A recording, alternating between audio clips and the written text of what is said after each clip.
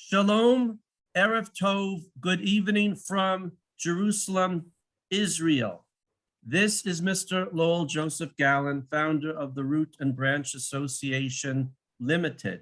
Welcome to episode 19 of our weekly Root and Branch Association Medical War Crimes Seminar hosted by Rabbi Chananya Weissman, one of the heroes of our time, very much in the spirit of Rabbi Weissman, who was the hero of the Holocaust. We're going through another one.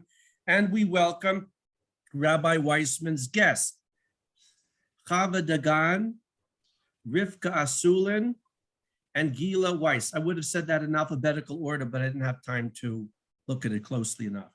Now, let me tell you something about the distinguished panel we have for Rabbi Weissman. J. Rivkah Asoulin is widely known as Wise Woman Fertility, where she serves as a herbalist, fertility consultant, women's health educator, certified Kala teacher, and balanit, and is the creator of JFAM, the Jewish Symptothermal Method of Fertility Awareness. J. Rivkah is also the founder and executive director of Ancient Roots Israel, the first international herbal, or do you pronounce the H, herbal conference and community in Israel.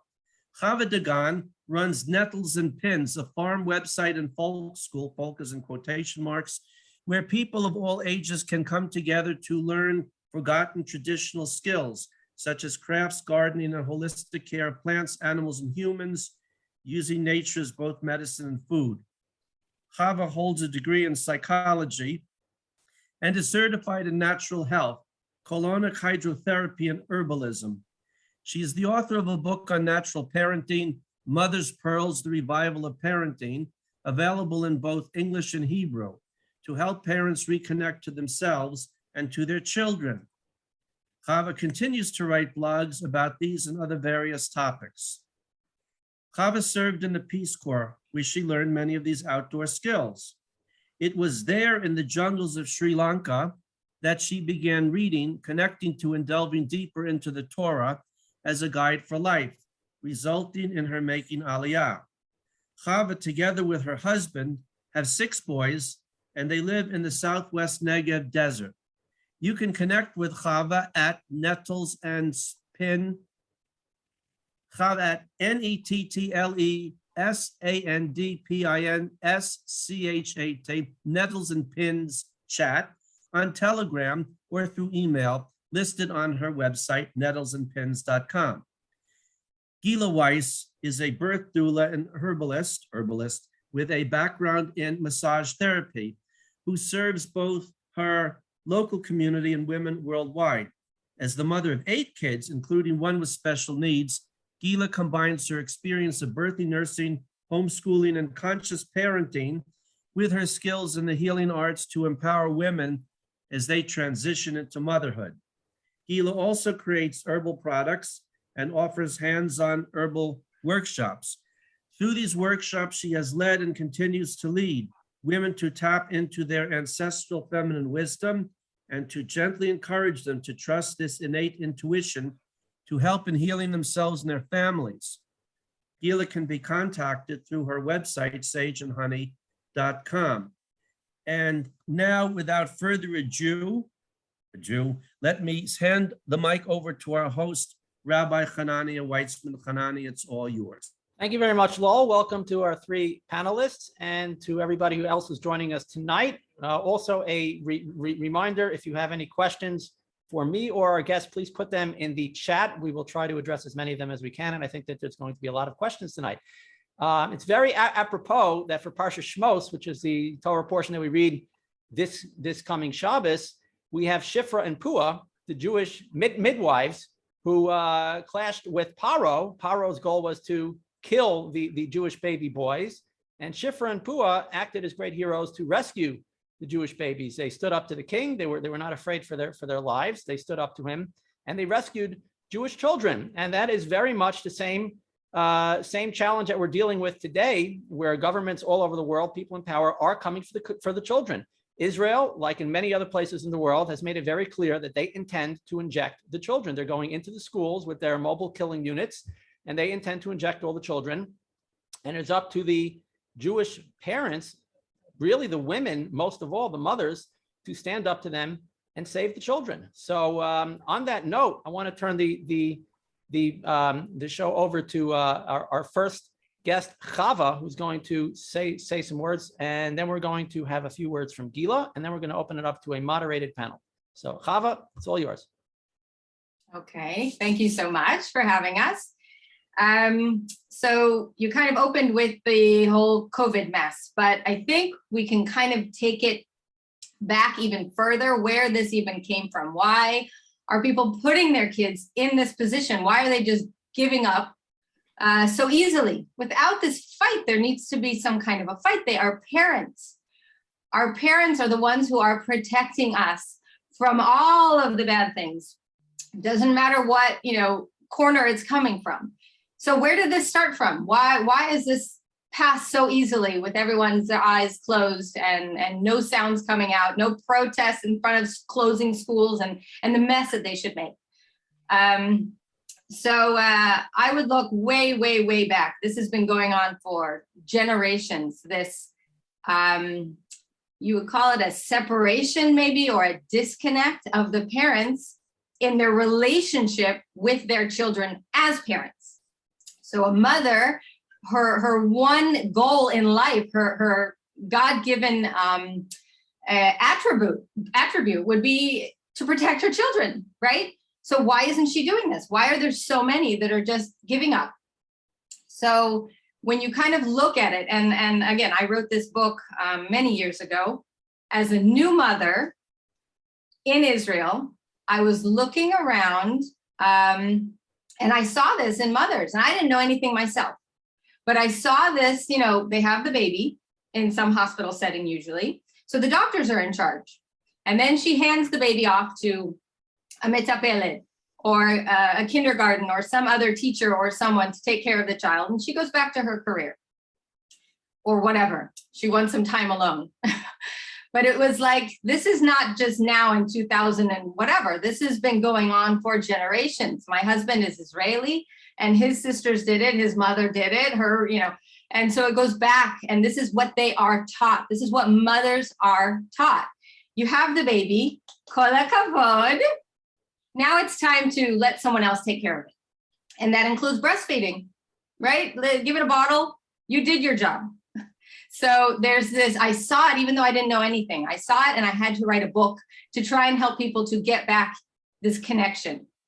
Now, when you talk to people and you try and convince them that this way of giving up the child to someone else's responsibility, you are missing out on this relationship and this connection in order to build up this, what's the word I'm looking for?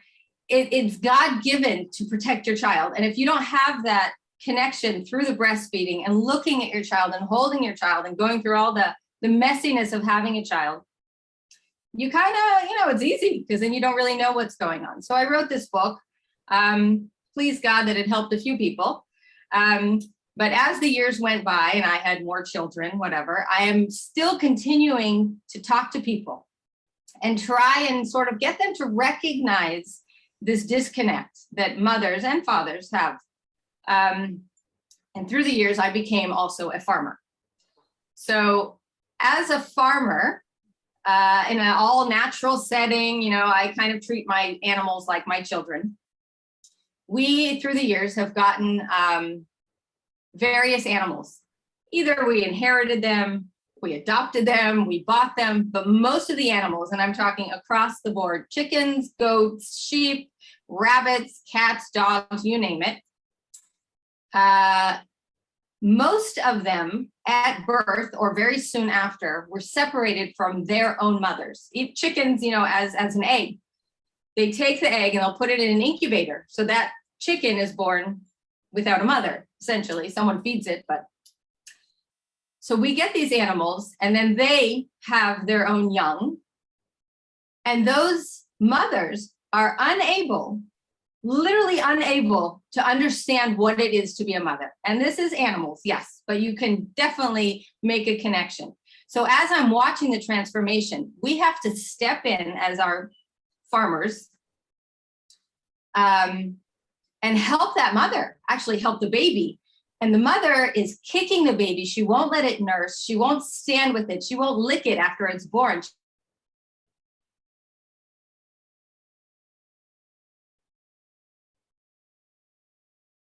Help her nurse. Once the baby gets nursing, the mothering instinct kind of kicks in a little bit, not a lot. And then she can continue being a mother. She's not the best mother, but she is a mother. Then that baby grows up and has a baby, and that's it. We don't have to do anything. She has the mothering instinct. She has the capabilities because she was there during the whole thing. So it takes like 1 or 2 generations, and you can break that chain that was broken and put it back together the way it was supposed to be, the way God intended. So I sort of see this through also human beings, that they were taught generation after generation. You had the thing, that's good, get rid of it. You'll see it after college. But if you nurture that bond once again and teach very simple things, maybe don't put the child into the kindergarten so early. Maybe hold on to it a little bit more, or maybe start with the breastfeeding. Although there's one thing that will just kind of open that dam, open that book a little bit to let the insight in, to let the instinct come out. And then it leads to more and more and more. So it's possible to reverse that brokenness that we have in society. It takes a while, but that's what we're all doing here. Why is it that these mothers are giving up so easily? Because this chain has been broken, and we need to now put it back together so they get that instinct again and they fight for their child. And that's the lesson that I've learned through all of this farming and mothering along the way. Thank you very much. Thank you very much. I have some things to say about that, but let's wait for Gilla also to share a few words, and then we'll get to some of the topics that you raised. First of all, I'd like to thank you for having us all on, and Rabbi Weissman opening up with the short Devar Torah of Miriam and Yocheved, also known as Shifra and Pua, is so powerful. And it's the kind of thing that we as women, you as a rabbi, fathers, mothers, sisters, aunts, should be teaching our daughters, our sisters, granddaughters from an early age. These 2 women made it into the actual Torah. They are mentioned by name. They are hailed by name. They are our original heroes, the original archetype of the modern day midwife and doula. And there is so much that we can learn from them as a collective. Personally, they have been role models for me. I work as a doula. I naturally birthed my children. And oftentimes this has been out of the system, as Chava was giving us a segue into. And it's not always easy, but when we go to Torah and we learn and we read and we stop a moment, we don't run to a commentary, we don't quickly finish learning Parsha and off we go. We stop and think about these things for a moment. It's all there. Miriam is the support that is being helpful to mothers like me who've had to go this alone. Miriam Yocheved. Yocheved was the first mother that we know of to buck the system. She stood out all on her own. She did not give her son up. And all the mothers were told to do so. She risked her own life, the life of her precious children, her family, when she went to Paro and defied Paro. And Miriam and Yocheved have given us a message, and it's empowering and encouraging. And the message that she told Paro was, the Jewish women give birth before I get there. That is a bracha. That is a bracha, and that is telling us, you can do this. You've got it in you. It's from Hashem. We need support. We need women around us, but we can do it. It's in our DNA. So it's apropos that we're doing this during this Parsha. If we as women and people, fathers, brothers, rabbis, rebbitzins, if we would take each of our collective ancestors, like Chana, for example, every school should celebrate Chana. It should be taught in the homes. We should have chugim. Chana, who herself was a prophetess, did not join her husband when he made the pilgrimage. She stayed home. Chana was, from what we hear, the first mother who stayed home, a stay-at-home mom, and nursed her child and took care of him. And that was priority over going to the Mishkan, which is huge. In our society, there is so much pressure in our communities, and we as women need connection and we need socializing. We need each other.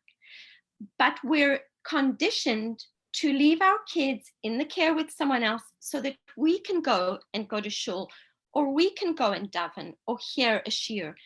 Today, Hashem has helped. We can get everything during the week online and we can read on Shabbat. Our priority for those really short years should be building and connecting, building that relationship with our kids and doing what Hashem has commanded us and given to us as a gift. Hashem gives us these precious souls. He entrusts us to care for these souls. He doesn't say, here's a soul, make sure it fits in the system. If it doesn't work, just use some force. Give it up to somebody else. Hashem made us go through labor and birth. Sometimes a neshama shines more brightly. Sometimes we have to peel away the layers like an onion and give more care to a child to see that beautiful light shining. Our job is to care for these children, for these neshamas. And it starts at birth. And as a doula, I see this all the time, and I work with women to empower them to take this back. We don't even have to go back so far. We can go back to the Middle Ages. We could take all young girls and older women on a tour of Europe and go to ancient cemeteries where even today on some headstones is visible the small, almost weathered out words, Isha Chachama, Meyaledet, Isha Chachama. Our ancestors, even in Europe and in the Middle East and in North Africa, were midwives. They were wise women. They were healers. They took care of the community, and they were often consulted by rabbis, whether it was anatomy, whether it was plants, all of these things. So we can even go back to more modern history and gather strength, be empowered, and learn about this, especially now in these times where Hashem is giving us an opportunity and a little knock, and we can draw from our own sources to share with the women so that we can gain strength, all of us. Thank you. Thank you for that. I was speaking with a woman in the States last week at length, largely about the COVID issues, but she also brought up many of the issues that you ladies have brought up as well. And she brought up the topic of breastfeeding. She told me that she's part of a group of women, from Jewish women, that breastfeed, and it's an underground secret group because they're so afraid of the backlash that they would get if people knew that they were breastfeeding their own children, that they're actually terrified. And I'm wondering when and why that came to be the standard, where a woman has to be afraid to do what's the most natural thing in the world to do. In fact, the Torah is full of sources praising the concept of breastfeeding, and it gives it likens that to the relationship that all of us have with Hashem. We're like babies, we're children turning to Hashem for all of our sustenance, and He built that in to the mother-child relationship as well. And we've sort of made a black stain on that a parent who actually wants to forge that bond with her child is somehow doing the wrong thing and not caring for her child. Any comments or thoughts about that? Like when this happened and how it happened? I think there's a link between the onset of the Western medical model and the pharmaceutical industry and the bias against breastfeeding, the idea that women need to measure and quantify how much milk their children are getting. And then, of course, after they do that, measure and quantify the child to make sure that they're growing at a certain stage, they're a certain weight, a certain length. And this all needs to be measured by some type of external authority. And the woman's own wisdom is not enough. So I think once we got women hooked on that, I don't know about men. I'm not here to speak about the men's side of this, but there is a side, and it should be shared. But from the women's perspective, this starts way before breastfeeding. This starts at conception, and oftentimes well before now, because we're a few generations into the pharmaceutical Western medical model domination of Western society. Let me explain. When a woman conceives a child, the first thing every woman knows to do, and all the women in the audience know right now what they did, they had to get an HCG quantitative test from their doctor, or to go to the drugstore and get a urine test or get some kind of test to confirm their pregnancy via science, via some kind of chemical reaction in a test from some external source to verify. I don't want to speak for the women on this panel, but I have a hunch that many of us did not need to take those tests to know that we were pregnant. And it just goes on from there. A woman needs to visit her doctor or her midwife or somebody else. Oh, good. Someone mentions on the chat that you didn't do it either. Well done. You should be on here too. Visiting the doctor to measure the baby in an ultrasound. That's really high-tech stuff. We don't have ultrasound machines at home, and our ancestors did not have ultrasound machines, but now we need it because we need to know that the baby's well. And we can't trust the mother or ask the mother, do you feel like the baby's well? In fact, most mothers today would say, well, what do you mean feel? But back in the old days, a woman would be able to get in touch with her baby and be in touch with her body and look for both external signs in her body, be it how her body's changing, cervical fluid, lots of different signs, in addition to the intuitive feeling of being pregnant and those internal signs of the heaviness of the uterus, of the tugging and pulling as the uterine growth occurs with the baby and that sort of thing.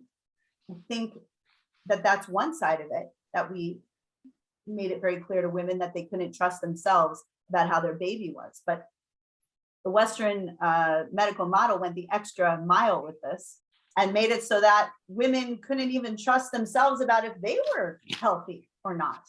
How do we know that we're sick? Now we're seeing that today in a big way. It used to be that if you weren't well, you had some kind of symptom. You didn't feel well, or there was a rash, or there was something. But for a pregnant woman, the assumption is that she may not be well and not even know it. And the only way that we can make sure that she's well is to give her a blood test and have her seen by a doctor and go in for the ultrasound and on and on. Oh, and then we bring in the external pharmaceuticals, right? So a woman needs a daily prenatal vitamin. She must have it. And she must have enough iron, and she must have this and that. And we check her blood to see that she has it. When I explain to people that I did not do testing throughout my pregnancies, one of the main questions that would come up is, well, how did you know that you weren't low on iron? And I said, well, when I was really run down and exhausted and tired, I assumed that my iron was low. And I changed my diet and made sure that I was eating more mineral-rich foods and paying attention to those trace minerals, and then taking additional herbs or vitamins that help with the absorption of iron, such as like a sodium ascorbate, a vitamin C. And I usually lose women right there, because already I'm talking about knowledge that most women don't have at all. In fact, many doctors don't have it either. So I guess I could go on forever in this vein, but the bottom line here is that just like we need certain skills as adults, we need certain skills as mothers. And if we don't have them, we need to get them. It's incumbent upon us. It's our responsibility to learn those skills. And that would be how to understand our body, how to nourish our babies, how to nourish our families, nutrition, how to feed our families, how to use food as both medicine and preventative medicine and health in general, how to be in touch with our bodies all the way up through the birth.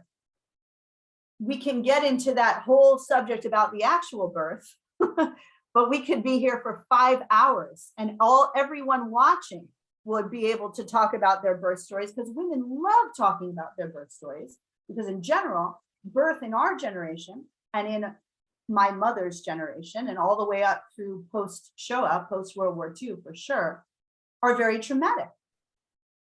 And women, it's almost like this horrible, awful blood guts battle that they've waged, and drama, and everyone's had their life saved. Everybody. The doctors saved me, the doctors saved my baby. Everyone's got that story.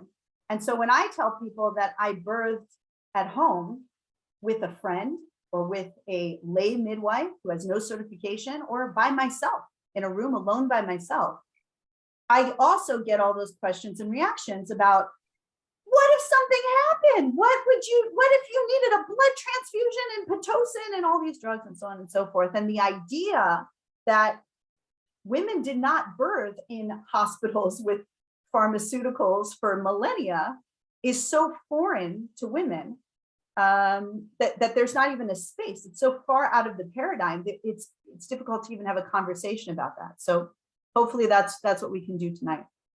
Okay, so thank you for that. The natural question that I assume many people are going to ask is that we know throughout history, probably the number one cause of death for women was childbirth, that they would die during childbirth. And it's only in recent times where that became less of a frightening thing. So how do you reconcile that with natural birth really being the best way for women to give birth?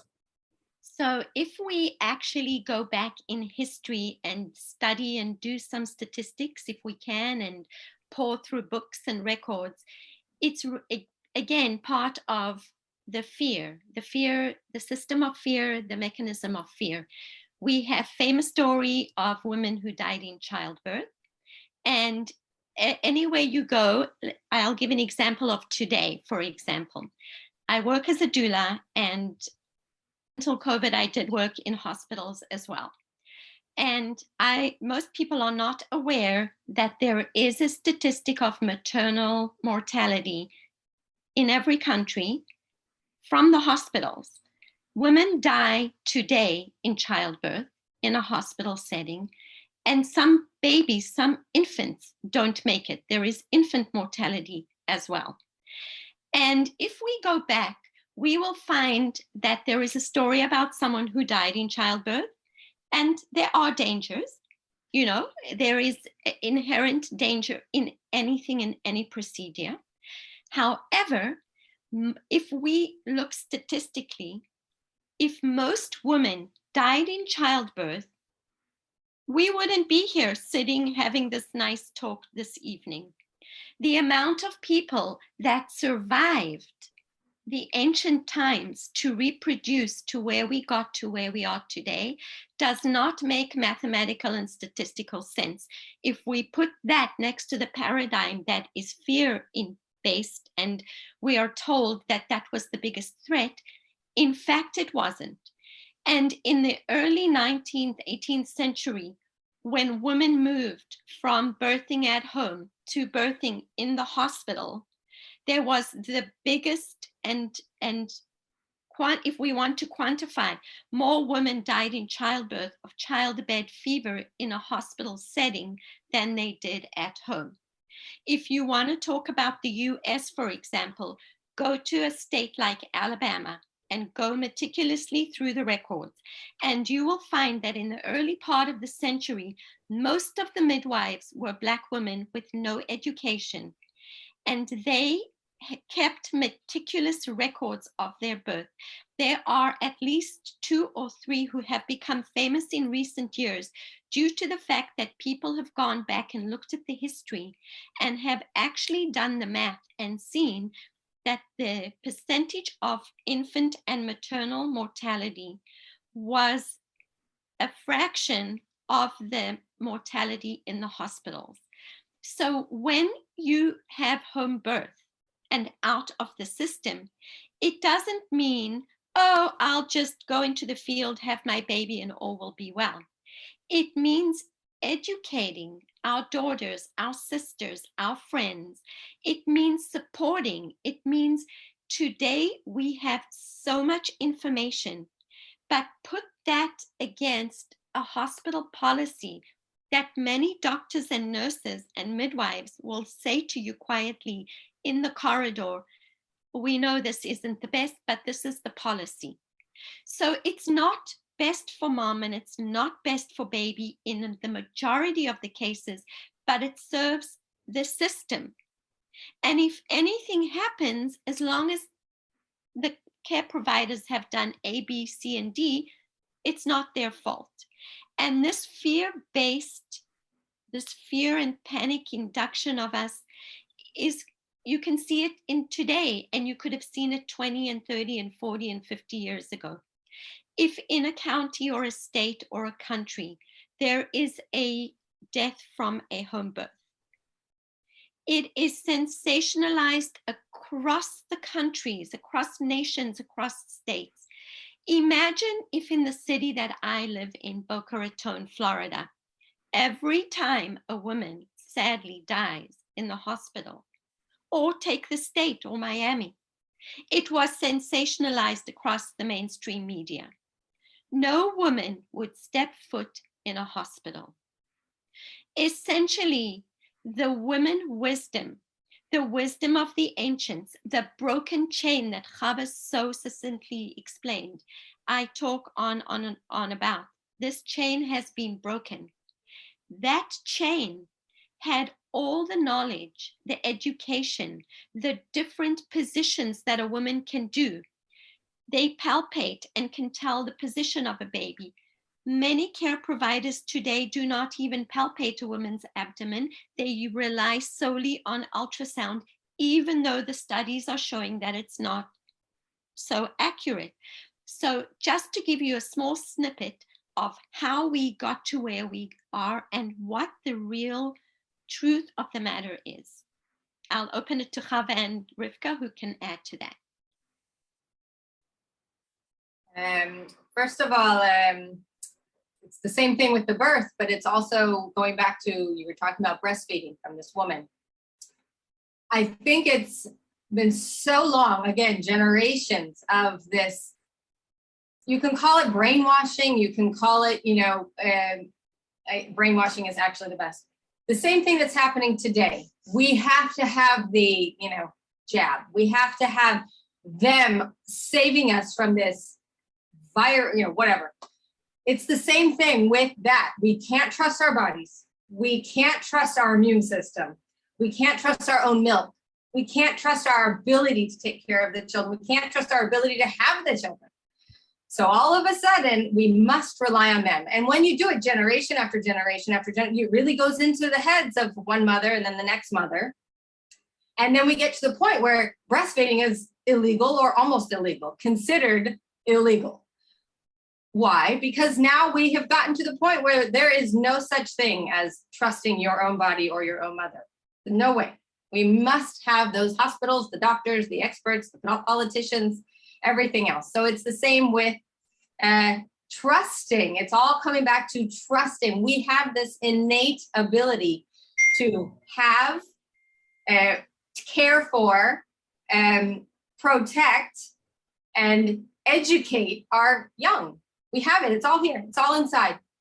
But they have pushed this thing so that we don't know how, we don't trust, and that's where it all fell apart a long time ago. I will add that the only mammals on Earth that don't typically engage in natural birth and breastfeeding are human beings. Every other species, every other mammal does natural birth. They don't have a hospital. They don't have anybody helping them or telling them what to do. It's just an instinct. We have the same instincts, plus we have the human mind, but we're using the human mind to overthrow the instincts. We don't trust the instincts anymore, and we don't even trust what our own body gives us. And I also want to raise a point about the fear-based model that just kind of occurred to me as I was listening to everybody speaking, was that the act of going to the hospital to give birth is not only predicated on fear, but it involves a lot of fear. Because think of a woman who's close to giving birth, and she knows that at any moment she might have to give birth. So she's sitting and waiting anxiously to call the ambulance or to be racing through the streets to get to the hospital in the nick of time, full of fear and full of panic. We know fear is not healthy, even for a healthy person. Fear makes people sick. The scientists are just finding that out today with all of their studies, but the Torah taught us this thousands of years ago, that fear physically makes people ill, and especially if somebody is sick or in a state that's very fragile, like a woman in the course of childbirth. Fear is not healthy for them. Whereas a woman who's giving birth at home and she's preparing for it there, she's not going to go on a rushed journey with sirens blaring to the hospital, but everything is there, ready for her. She's comfortable. She's in her home environment, surrounded by people she loves and trusts. I imagine that there would be an absence of fear, and it would be a more of a joyous model. Well, if I can jump in on this one, because the fear-based way of living or birthing, fear-based birthing in this situation, I think we can look at the early Roman Catholic Church and early Christianity to that. If you read some of the older stories about midwives who were attending women, Christian women, part of what they were instructed to do was make sure that the women felt the most pain as possible, because their interpretation of the Bible was that women were punished with painful childbirth, which is not actually the Jewish perspective. The bigger punishment for women actually was that men control them. And that really has to do more with men controlling their emotions. Of course, the Christians had their own interpretation on that, literal control. Women were the chattel. But in the Jewish understanding, and it's very true, women are so controlled and impacted by men and what men think and what their husbands think and wanting to please and all of these other things. And it really is perhaps the true punishment. At any rate, one of the ways that midwives were taught by the Christian church to churches as they evolved to do their job was to make sure that women were very afraid. And they would talk about how they should be in pain and how pain is normal. And when you, just like every psyop that's ever been, once you repeat a lie long enough and you keep at it and you keep that fear, and then a woman has a terrible experience. And there was a lot of intervention with those early Christian midwives as well. A lot of, if you look at these torture devices for giving birth, like these biting on things and all this crazy stuff. I laugh about it because I have 7 children, 6 of them were home birth. And it wasn't like that. My births were totally quiet, totally peaceful, really holy. And I would say the actual painful moments, especially as I got really good at giving birth after doing it so many times, a lot of trial and error, not really so painful. There were some very intense moments, especially right at the end, at that moment of separating one person into 2. But I think a lot of it is in the mind. And so one thing that I personally learned through giving birth was that my births where I had the most fear, which of course were the first births, were the most painful. And once I started to go back into the birth saying, oh yeah, I remember how that feels. Oh yeah, I've done this before. There wasn't any pain associated with it at all. So I don't know, just wanted to interject that. I want to continue in that vein, how, we spoke, Rabbi Weissman, you spoke about all the fear, and the stress of, going to the hospital and being in a different environment with people that you don't know and procedures. The level of adrenaline in a woman who might have been laboring peacefully and even progressing beautifully at home changes in an instant. We know that adrenaline is the antagonist of oxytocin, which is the birthing herb. the birthing, I'm a herbalist, the birthing hormone. So we're taking a situation where it's almost guaranteed that there's going to be some adrenaline. And even women who have wonderful births will always say, my labor slowed down, it almost stopped, because it's being interfered with. We know not only is adrenaline an enemy of oxytocin, but also endorphins. Those natural endorphins that are given to us by Hashem work wonders during labor and birth and after birth. But when you go into an environment that you're not comfortable, you're not going to have access to those endorphins. You're going to experience fear and pain.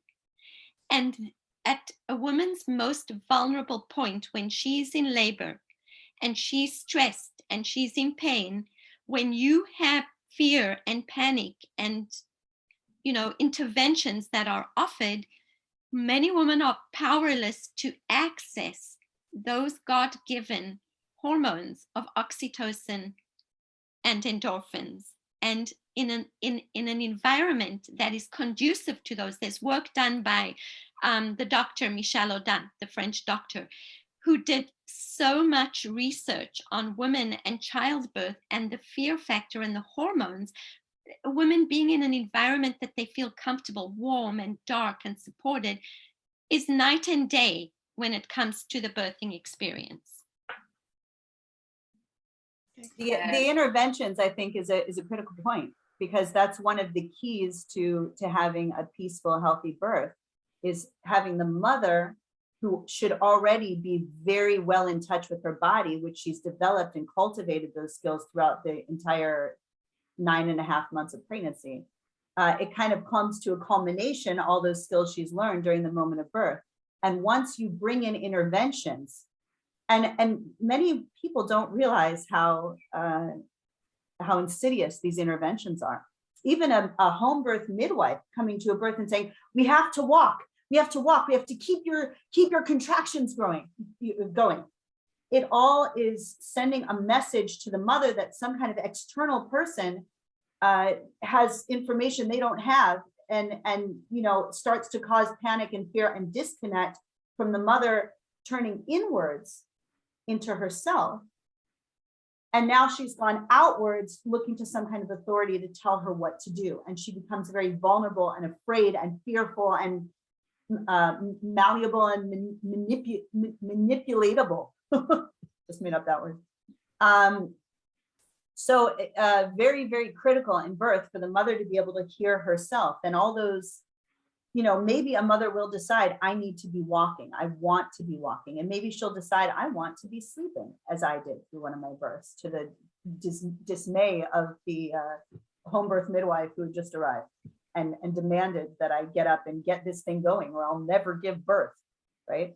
And I said, I don't actually need you. You can be somewhere else in another room, because I have this under control and I'm taking a nap. Can you imagine? I mean, it's crazy, because when I say it, it's so different than the other experiences of women who are like, take a nap in the middle of labor. Many of them weren't allowed. And so when women are listening to their body, labor moves at its own way, at its own pace, doesn't follow a textbook. I think that's another misnomer about birth, that, contractions, you need to time them, right? Because they've got to be X amount of minutes apart and blah, blah, blah, blah. None of my labors have been that way. None of them, zero.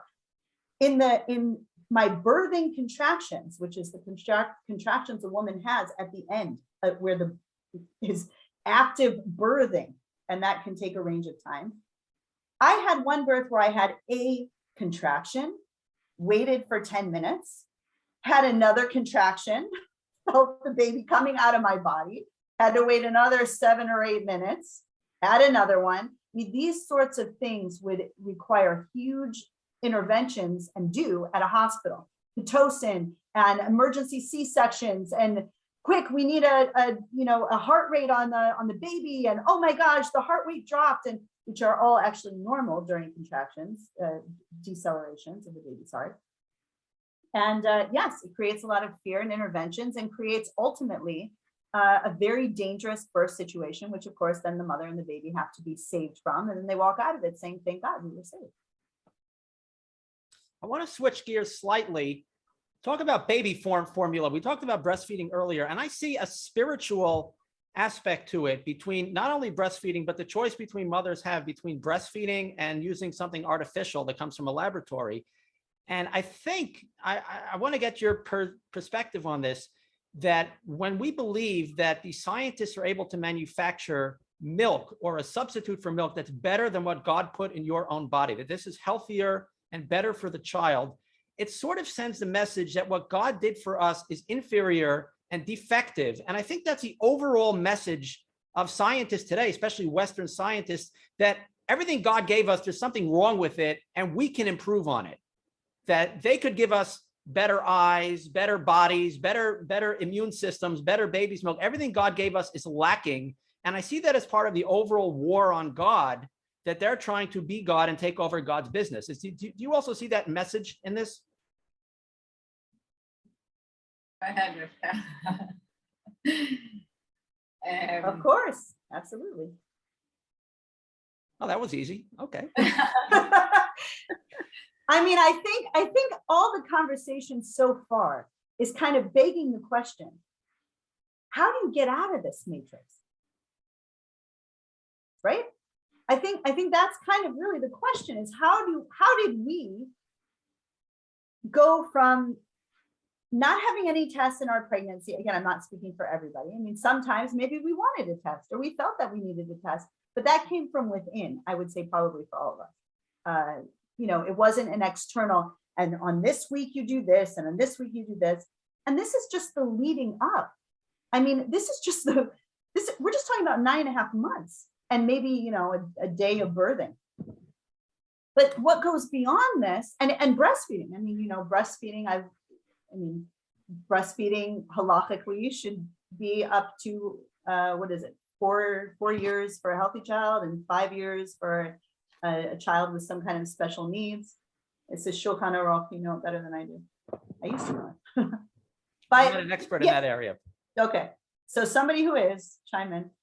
Breastfeeding was a long ongoing relationship that was a slow weaning process, and breastfeeding wasn't just about food. If you think about a 3, 2, 3, 4-year-old, 5-year-old child.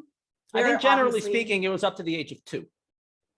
Generally, yeah, but there's special circumstances that are discussed specifically in Shulchan Aruch about this, and the idea, it's a little bit more nuanced, because if the baby stopped nursing for, I think it was 72 hours or something like that, there's more to it. But the idea has to do, and even that it leads into what I'm saying here.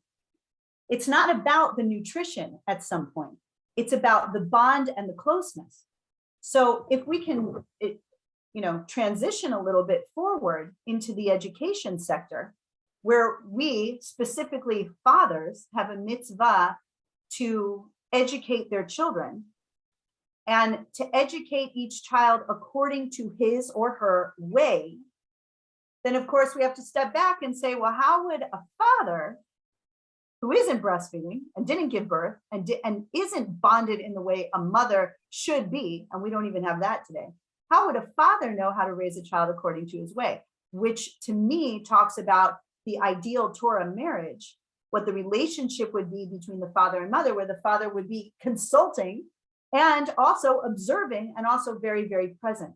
And when anyone can nurse the baby, and when the kids are gone for 8 hours a day or 6 hours a day or whatever it is, from 6 months or 6 weeks and whatever, where are the parents able to observe the children and know their way?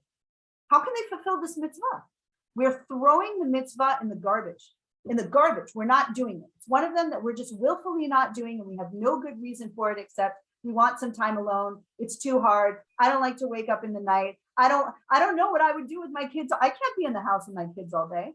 Believe me, us three, we've heard it all. And on top of it, you've been ostracized. That was one of the first questions you asked. How did this breastfeeding thing start? We've been ostracized by other women. I mean, I don't want to speak for everyone, but by and large, the men have been supportive of me and what I'm doing and how I'm parenting. Whereas the women have been very competitive, angry, ostracized me and ostracized others like me. And so Gilla and Chava and I were discussing this the other day, what the source of some of that might be. And so when a woman is parenting from within, meaning she has that internal Bina, right? Women are Kabbalistically masters of Bina, which is the intuitive wisdom. And if a woman is going into her intuitive wisdom to figure out what's best for her child and observing her child and building that bond and closeness, that's waking up all night every 42 minutes, as I did with one of my children to breastfeed, that kind of bond, okay? All around the clock, 24 hours a day, 7 days a week. When she starts to build that bond with the child, she doesn't need any external anyone to tell her what to do. She knows how to calm her baby and soothe her baby. She knows that her baby gets fussy when he's in this position. The toddler gets cranky when he's tired, or this might be tired and this might be low blood sugar and he needs a snack. She's getting that all from within. And so when another mother comes and says, well, I did sleep training and my baby sleeps 8 hours through the night and I da-da-da-da-da. A woman who's parenting like us, she goes, okay. And she doesn't feel attacked. She doesn't feel like off her center. There's no competition. And also she wouldn't dream of saying it to another mother because she knows, as well as we all know, that the real authentic Torah parenting is coming from within. And these mothers, instead of figuring out, reading this book on how to sleep train and this book of how much formula they get, and, I don't let my child manipulate me and they're the one who are needing the external sources. And that's why they become so competitive and catty. They want to see who else is following, like a sheep, who else is following the rules, as we see in many other areas today. Well, I would venture to say that what's really driving them, or at least many of these women who are attacking you, is that they feel threatened because you are upsetting their cozy comfort level where they're outsourcing all of their motherly responsibilities to so-called experts. And you are basically putting the onus back on them and saying, no, it's your job to be a mother. It's your job to learn all of these skills. And it's very threatening and frightening to them. And we see this in many other, things today when it comes to the vaccines and other things like that. People feel threatened if you do something differently. You're forcing them to think. You're forcing them to be challenged. Maybe I need to take more of a responsibility for my own health. Exactly. You said the word responsibility. It's huge. And it is. It's a huge all, and it's a huge bracha. It is. When a child is born, we have to step up to the plate. We have to be that parent. We have to find the tools and work at it. It's important, and I want to acknowledge here to all the women in the audience how important, and to acknowledge how time-consuming and tiring it can be to nurse an infant, a baby, a newborn, to lose sleep. It's huge. And I think that as a society, we have failed us. We have failed mothers and women who just give birth and are getting up every 40 minutes or every 2 hours or every 4 hours, disrupting sleep and caring 24/7 for another human being, need to be celebrated and supported on every level. And again, we'll go back to the broken chain where mothers, sisters, aunts, or neighbors cared for mothers. There we have customs. There are many edot in our beautiful traditions in our Jewish community. And if you go back and ask a grandmother or a great-grandmother, or ask in the family, you will hear about traditions where women stayed home for 30 days or 40 days, or the baby, they were cared for. And in today's society, we subscribe to the pseudo-feminism that has been literally hailed upon us, not just rain, but storm and hail. We've been fed this pseudo-feminism that we can have it all. We can have a baby, we can have our figure, we can have a career and a beautiful home, and we can just have it all. And that's the goal. That means we're doing good. But essentially, this type of pseudo-feminism does not respect our innate intuition and innate God-given feminism. Nobody's saying don't have a career, don't leave the house, but we need to set up society. We need to take the broke and fix this chain. We need to set up support. We need to call new mothers. We need to go visit. We need to set up support systems so that mothers can give their children what they truly need. We have sources, like you said, what do we do? But people need to look to the Torah. I'm not a scholar, but I know I remember learning in Yoma somewhere where it says the sages compare manna to breast milk. That's mind-boggling. We don't need to go to an external scientific study. We can back things up, but we have it in our own sources. Our sages said that it was unacceptable to let our babies cry. One of the sages has said that a woman, a mother who goes about her business and ignores her baby's cries is unacceptable. All of these things need to be taught. They need to be ingrained, not just something and then go back to what is happening.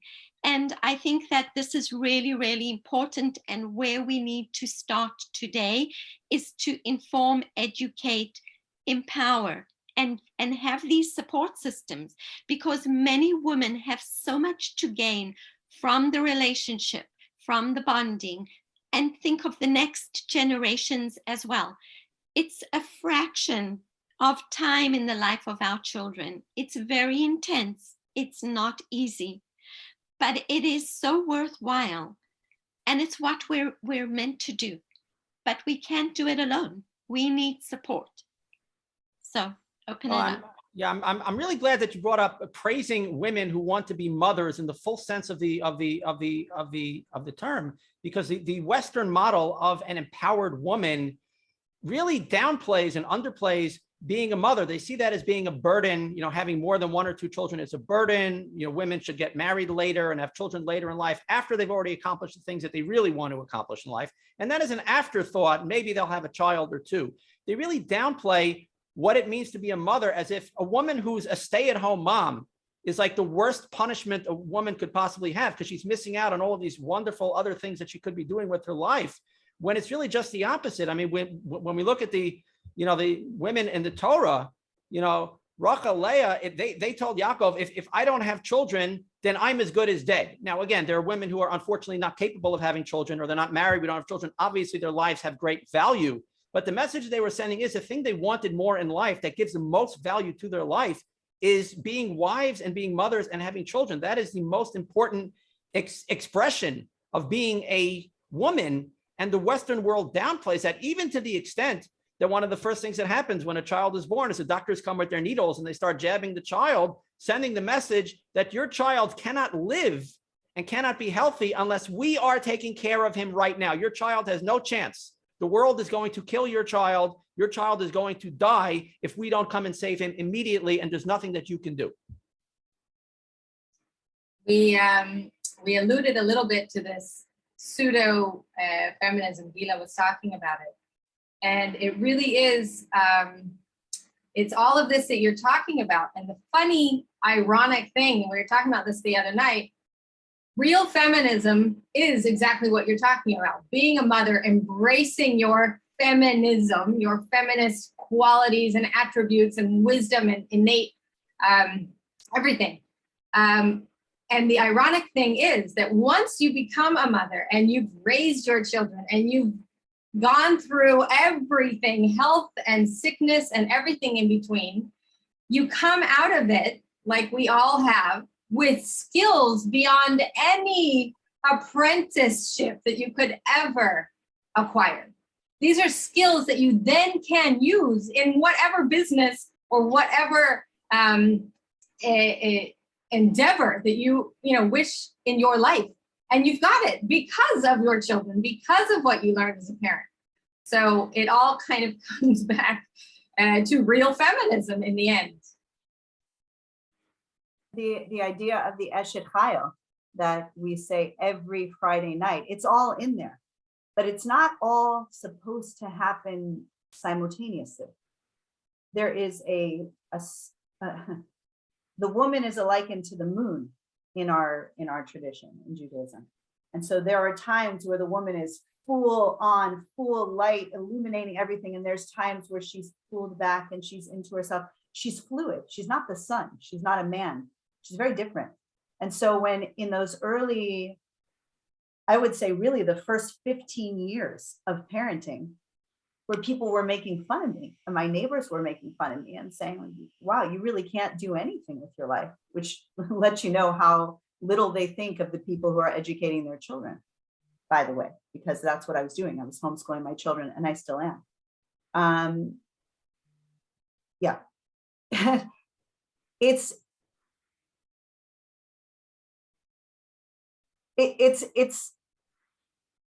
something very different than men.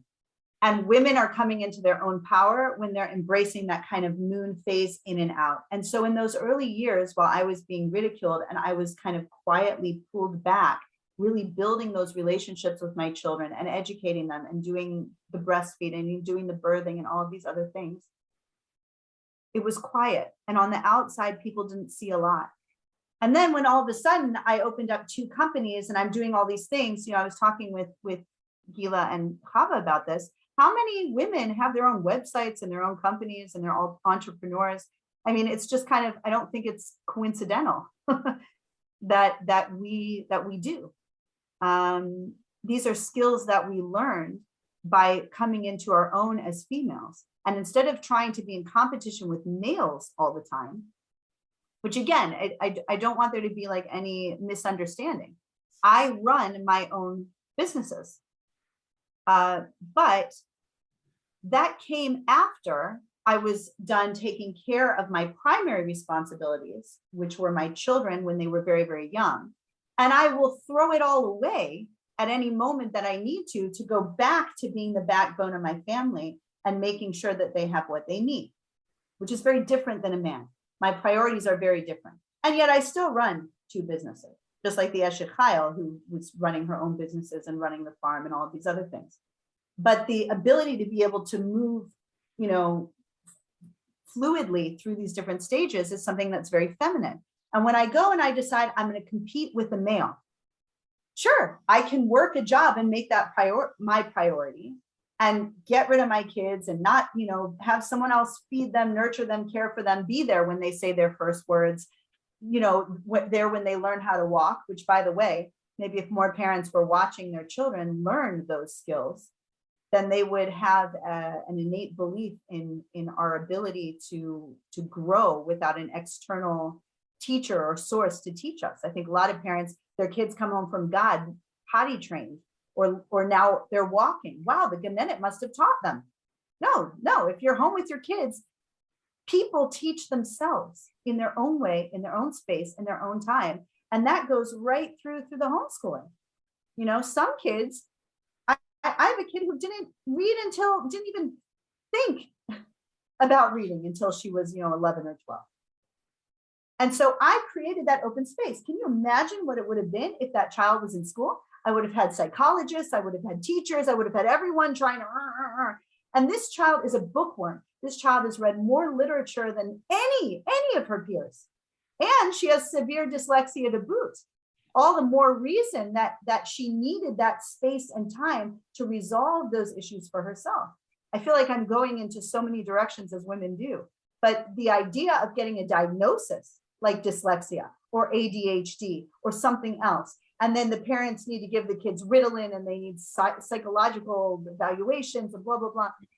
This isn't necessary when we give the children their space and their time to overcome their needs. And we all have special needs, all of us. They just haven't all been named. When we give them time to overcome these special needs on their own and figure it out on their own, that's for life. It's like teaching a man to fish. It's for life. They know how to do it and they know how to navigate those difficulties ad netza, forever and ever. I don't remember where I was originally starting, but it had to do with women and businesses. And yes, I can go and I can run a business and I can put my kids somewhere else and I can do very, very good.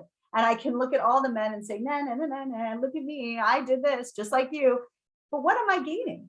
I've now gone into a man-specific mitzvah where he grows and is refined through work, which comes from the Torah, comes directly from Hashem. Whereas I've completely given up and released where the school, if you will, the school of life, where I can truly come into my own power. And so now I'm chasing men all the time, trying to keep up with them, and I'm not getting the benefits that the men are getting, no matter how much better I am than them, and no matter how high above them I rise and how many of them I manage.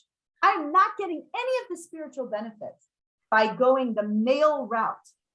But I got everything I learned, everything I needed to know about running a business, I learned by sitting at home for 15 years and running my family of 9 coefficient. Thank you. I'm very glad you brought up the topic of homeschooling, because that's the next big one that I wanted to talk about. I personally was always a fan of homeschooling, dating back to when I was a student myself. I don't think I ever really saw the world until I was already in my 20s, because most of the time until then I had my head on a desk dozing. I always hated school. I was very bored. And to me, school is not fun. I mean, nobody thinks of learning in school as being fun. It's something that we have to do. And maybe you have some really good teachers along the way who make it fun, but the overall school experience is not fun. And I became a teacher in large part because I would sit in class and say to myself, I can do better than that. I mean, school should be fun. School should be interesting. And I can teach better than this guy can teach. Even as a teenager, I had those thoughts. And, you know, I think that parents are afraid, again, getting back to the responsibility of teaching their own children. And homeschooling is so important because, again, thinking back to my own years as a student, if I had my head on a desk for 20 years, they would have said I have ADD, ADHD. I was a good kid. I wasn't causing trouble. I don't have anything wrong with me, but I was very bored sitting and listening to somebody talk for 8 hours a day, every day. And I'm just a passive part of that experience. I didn't enjoy it. Today, they would be drugging up the kids because the kids are not learning to the expectations of the school. They're not thriving the way the school expects them to thrive. They're not enjoying it the way they're supposed to be enjoying it. So they would, you know, find some drug to solve that problem, as opposed to saying maybe the school environment is really the source of the problem. The kid's just fine, but the school is the problem. And parents today, they're so afraid of taking their kids out of school, because it will interfere with their jobs and their careers, which I don't think it has to, but also they now have that awesome responsibility of teaching their children, which is really their God-given responsibility, and they should trust themselves. So what are your thoughts about homeschooling and your messages for parents today, especially in light of the fact that schools today are unsafe environments? Again, where the government has made it clear they want to inject children with drugs that are harmful for them. And parents think that if they send a note saying, please don't inject my children, I don't want my child to be raped, so the pedophile will not rape your child. Maybe he won't today, but I wouldn't trust a school that is allowing pedophiles to run freely in the school, even if they promise really nicely that they're not going to attack your child. They'll only attack child that have the parents' note saying it's okay for them to do it. I wouldn't want my kid in that school environment at all. So parents are now trying to find other options. What messages would you ladies have for them?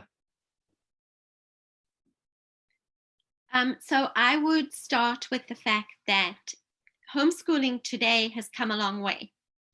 And there are so many options. I work with a lot of women, and I often get told, oh, I couldn't do that, or I couldn't do that, or how do you teach this? And I always say, we don't have to teach everything. We're not taking school and putting it in our homes.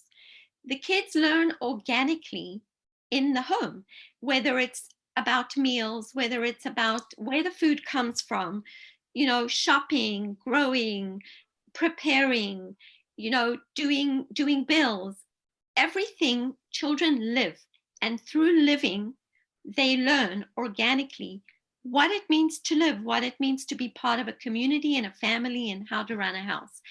In today's day, we have so many options, and especially now since COVID and Zoom, there are many online options as well. People have started learning pods. We can outsource. One of my sons is studying computer science. I have another who's in school to be an electrician. I didn't give them the math. They're way above anything I could ever have taught them. There's something called outsourcing. We can hire, just like in the cheder and in the old days, You can hire a melamed. You can hire someone to teach. You can barter. You can have a homeschool co-op. Tomorrow, I go to our local homeschool co-op and I do a class. That's what we do. And it does not need to have a school. You don't have to have desks. You don't have to have rules and laws. And you can have it outside in the forest. You can have it in your kitchen. You can take kids on a field trip to the supermarket. You don't need the external. The best example I like to share with people is my youngest son, who just celebrated his bar mitzvah, has Down syndrome. He's been homeschooled his whole life. He's one of the happiest, well-adjusted, informed, educated children I can think of his age with special needs. He knows all about things that you cannot learn in school. From the day he was born, and even today, people tell me, how's he going to learn life skills? Well, he gets a turn every week or 2 or 3 times a week. It's his turn to do the dishwasher.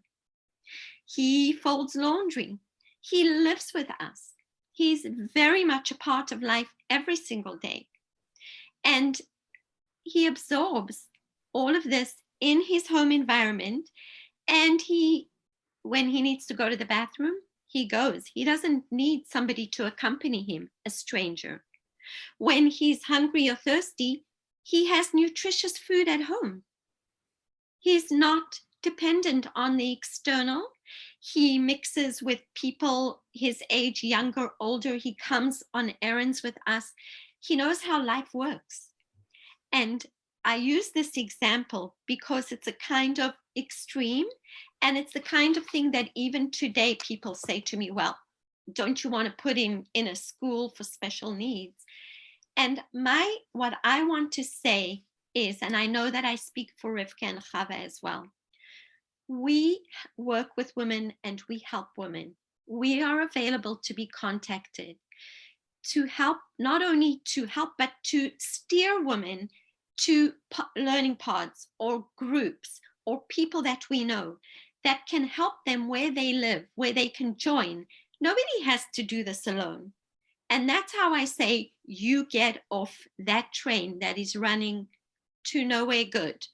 You take a deep breath and you jump off that train. Once you jump, we'll hold your hand and thousands more like us. And that's how we change. We change everything and we take the power back. We do it together. Now, I have a question for you because I don't know from personal experience. If a child is being homeschooled and he needs to use the bathroom, does he have to raise his hand and ask for permission to go to the bathroom, and he has to be back in 5 minutes or less, otherwise he gets penalized in some way? Or can he just go whenever he needs to go and it's all right? He's home. It's his home. And that's one of the things, and I always use that as an example, especially with a child with special needs. I don't want strangers accompanying him to the bathroom, and I don't want him in a school bathroom either, so I use the extreme. But I have another son who is 18, and after being homeschooled till the age of 14, he decided he wanted to try out yeshiva. And one of his first complaints was, I have to raise my hand and ask to go to the bathroom. It was incredulous. He couldn't believe that. He was like, I'm thirsty. I take sips of water. And when you have a child who has grown up and listened to their body, and they know when they need to go to the bathroom, it's so important. And I use this as an example because it's not one that people usually think of.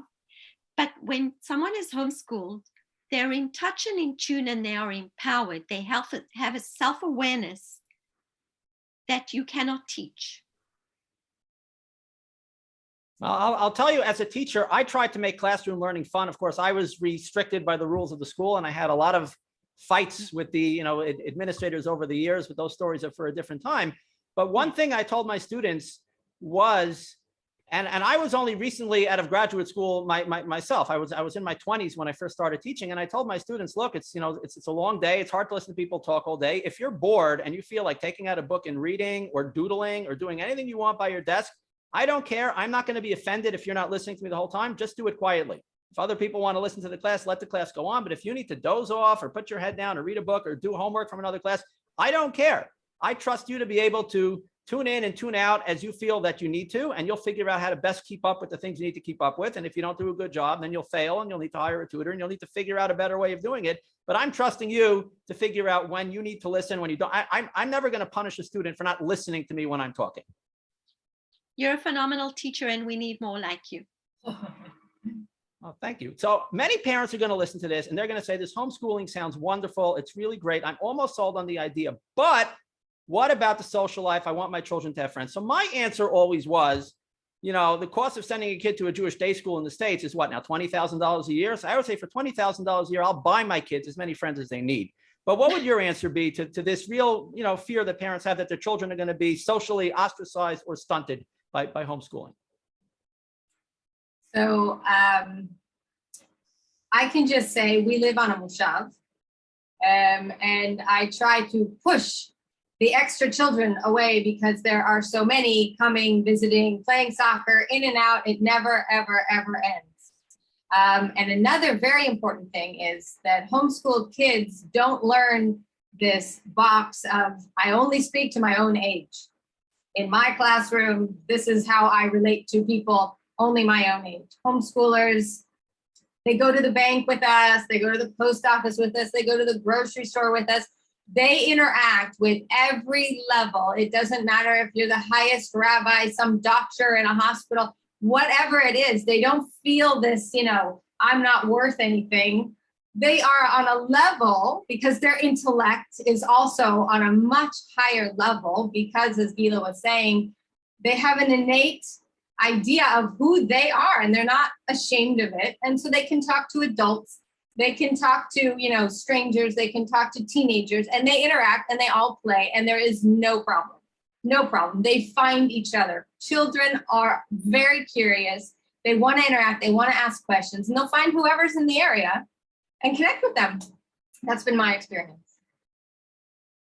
Any other thoughts on that? I'm please. going to say something very, very controversial, especially for Israel. Nobody likes to hear it. I'm ready. Throw the tomatoes.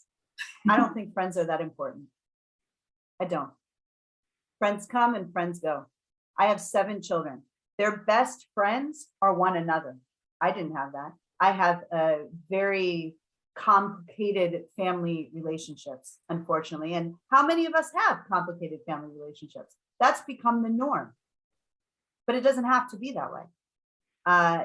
Sit with a homeschooling family. That's what I did when I was trying to learn the ropes. I sat with many homeschooling families and I watched the parents interact with the children and the children interact with each other. I watched them grow up. I've watched them grow up to adulthood, to marriage, to children, and they're still so close, so tight. And they're the ones who are arranging all the family get-togethers, and they're the ones who are connected to the nephews and the nieces. These families are functioning families. I'm not saying you can't have a functioning family unless you homeschool, okay? I've seen that as well, but I think it's a heck of a lot harder to get that family functioning and up and running when you keep telling your children it's the chevre, it's the friends. I remember watching a video that was given to me to try and convince me and my daughter, me to put my daughter in Gan, my eldest child, who's now 17, and her to go to Gan, to feel like she was missing out. And there was this song called Hagan ze mamash kamo mishpacha, like it's really like your family. I was thinking, how is this supposed to convince me? Like, she's home with her actual family. Why does she need like her family? Like, obviously they're acknowledging that the ideal, the best school situation would be like family, but why not just be with your family? The idea that kids, especially in school, you'll have twins or something like this, and they're separated, they can't be in the same class together. Why not? That's relationship building. At the end of the day, the teachers come and go. You have them for what, a year, 2 years, 3 years? Your friends in school. I mean, my friends, when I was 7 years old, I don't have those same friends anymore. We've changed. We've grown up. We make different friends. We make different life choices. But my brother and sister and mother and father, they are there forever, no matter how bad it gets. And they're the only ones who really care. They're the only ones who are really going to be there for every family simcha or every situation if you have a functional family, which I do not. But I'm building it. And so for me to build it without those models, is really a full-time job. It really takes every day, all day long, building those relationships and learning how to function together. Now, my kids do have friends, and they do go out and they, have their technology, their, whatever. I don't want to plug any of that evil technology here, but they have all their things and they have their hugim and their social networks and whatever they do. But my kids have turned down many social interactions that were offered to them because they'd rather hang out with their siblings. Or if my brother can't come with me, then I don't want to go. That's a very different mentality, which I think is much more healthy and much more functional than the alternative, which is being forced on us, like, this is the way. No, actually, this is the way. Okay, thanks for that. One final topic that I wanted to raise, and then we'll open it up to questions, was the aspect of keeping your child healthy in terms of healing, medications, natural or otherwise. What are your thoughts on that? Just opening it up. I'll just start for a second. It all comes back to this relying on outsourcing everything to someone else. So if you have done it, like had the birth and breastfed the child and you're with the child and hanging out and building a relationship, as you also know, because we're touching, we're hugging, we're kissing, does he have a fever all of a sudden? Okay, what do I do about that? And if you are, okay with, you're trusting, it's all from God. This child was given a fever and you are his mother. We need to have the tools. If you don't know the tools, talk to an herbalist, talk to one of your friends, maybe talk to a mother or a grandmother who did something from way, way back then. Use onions, use garlic, use, lemon juice, whatever it is. And then once you begin to do that and realize that the fever comes down, the child feels better, he gets over it, naturally without any fuss, you do it the next time. And then you do it the next time, and you do it, and then your instinct becomes stronger, and your connection with that child and his body, and how there are some children that have a tendency to, get a runny nose every whatever, or one that has something, and you get to know that child, and this herb, once you get to know herbs, whatever, treats this or has a very strong effect on this child. And you just, as you are mothering, parenting, you get to know your children and you get to know what it is because you have that inside of you and you trust it, and you start to listen to it, and it all works out. We've never done doctors, and I'm not saying don't go. This is just the way we do it. Anybody else want to chime in on that? I think it starts at birth, and I think it starts before birth. And actually, many pregnant women who may not have thought much about nutrition or foods that can affect them or their babies, during pregnancy are become aware of this. And many women, wonder and question, is this good for me? Is this good for the baby? Is this not good? Why should I have it? Why shouldn't I have it? And, so it starts with that basic nutrition, proper holistic nutrition. Again, we've been robbed of that as a society. We were raised on the food pyramid, which we now know is not healthy at all. But it can start there already. And when a mother uses herbal teas or herbal salves during pregnancy, and they help with symptoms, or they help, the nutrition helps, women change their diet, and they can help with glucose, it can help with iron. You're already building blocks so that when the baby comes along, you can already learn and ask and question and say, wait a minute, do I want to be doing X, Y, and Z, and what is normal? We have a society that is obsessed with doctors, scientific studies, the system.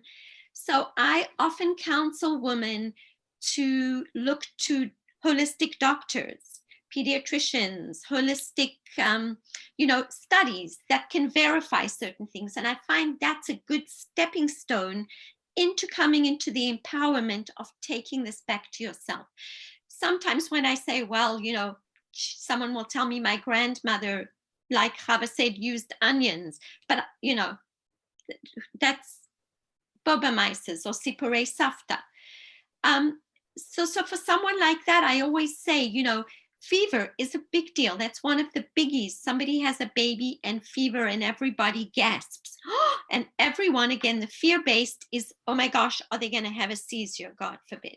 So there's a doctor in New York. He's a pediatrician, Dr. Palevsky, and he has a website. And I usually send mothers what he's written about fever on his website. And it's coming from a doctor, and it's all common sense, and he explains so well really what not to do and how important fever is to the body and what signs to look for. And as a herbalist and a mother, I would say support the body. If it's an infant, nurse. If the child is older, you're not looking for herbs that are going to take away the fever. You're looking for herbs that are going to support the process of fever in the body and support the body to do well through the fever. You're going to soothe. You're going to make herbal teas that are soothing. You're going to dress them warmly. You're going to give them herbal teas that are going to help their bodies to sweat it out, and at the same time help their immune systems. So I think that is the building blocks. Too often, I'm sure Chava and Rivkah the same, we get calls when mothers or friends have been through the ringer.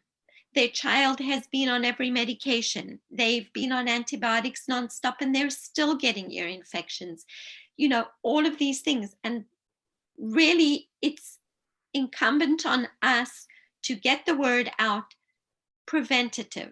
Read the books, look up what you need, contact us, start in the beginning.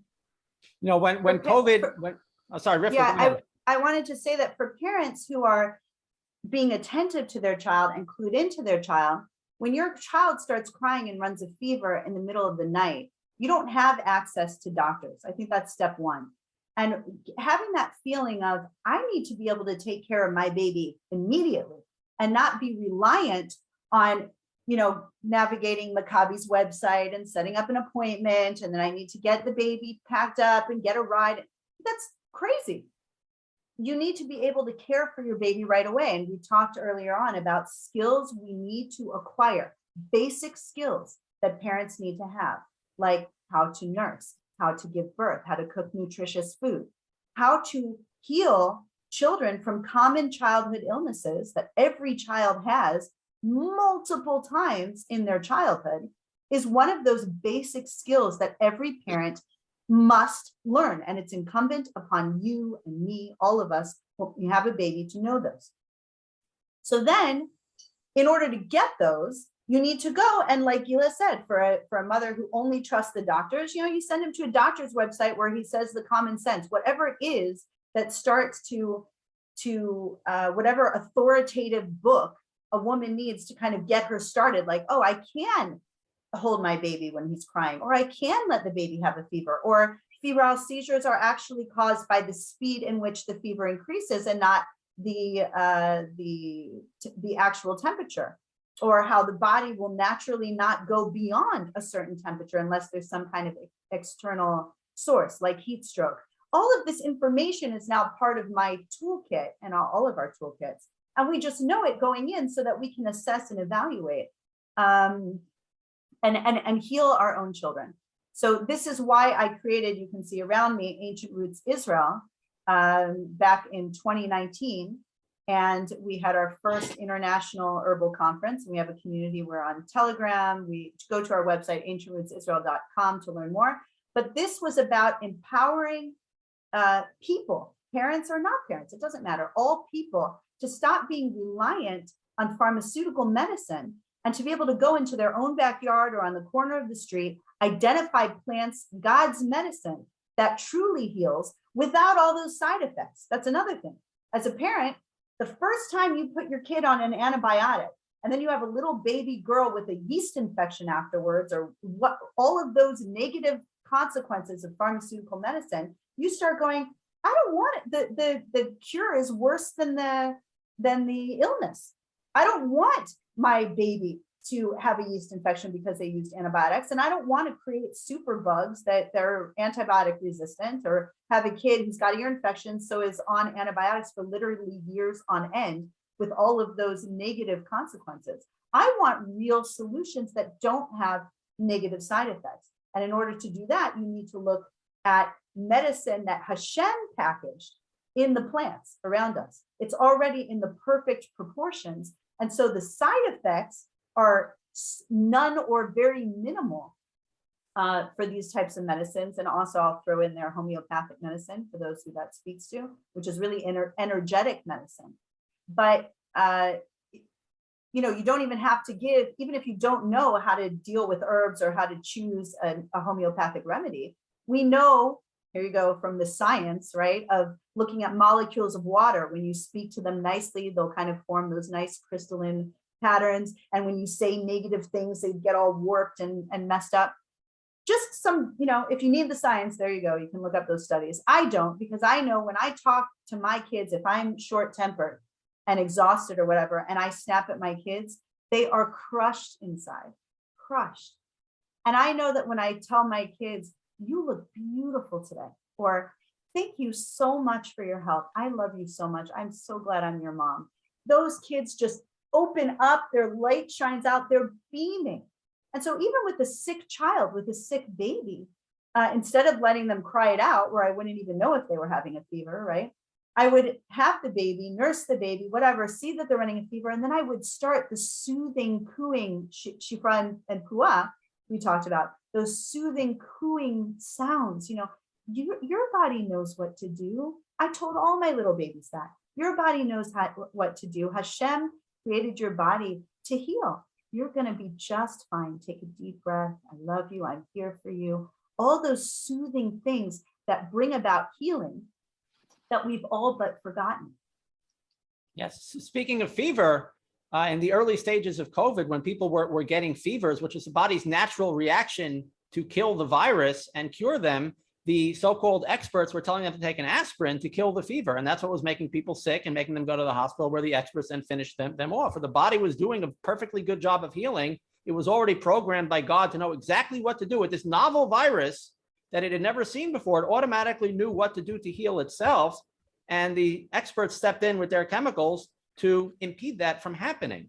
I mean, again, there is room for modern science. Modern science has given us many good gifts as well, but we have totally made idol worship out of it, where we don't trust what God put in the world. And modern science is really, really recent. It's very, very modern. And people were healing and they were living long, healthy lives well before the pharmaceutical companies came into existence.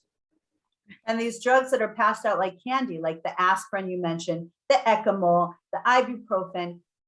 If you love science, here's your moment. Go and look up those medical studies and see how many people are dying from those pharmaceuticals and how they destroy your liver, and how when used in combination with other things that people typically take on a regular basis to numb pain, especially adults, like say alcohol, they have a very heightened lethal effect on our bodies. The medical studies are there, but they're not being put forward, just like this, so many other aspects of censorship we see today. It's there. You've got to look in PubMed, you've got to look in all those databases and find it. But when you find it, it's there, you can see it. It's not innocuous to go and give your child an Ecamol so that their fever goes down so they can go to Dagan. That doesn't mean your kid isn't sick because they don't have a fever. It means you've given them a foreign chemical to mask that fever long enough for them to accept them in God. And the parents usually get called a few hours later anyway, because the fevers come back up. And you've caused repercussions. We talked about interventions during the moment of birth. Those interventions kill women. They kill women, trying to inject her with drugs or give her IV antibiotics or cut her or get her moving or doing something her body isn't telling her to do. It's the same thing when you give somebody, especially an innocent young child, these pharmaceutical drugs because they're running a fever and have a runny nose, instead of having them be at home and loving them and making them, whatever happened to chicken soup, or if you're a vegetarian, a nourishing vegetable broth, or whatever happened to warm cups of tea and mommy saying loving things to you and tucking you in bed and giving you all the time you need to heal and making you a priority.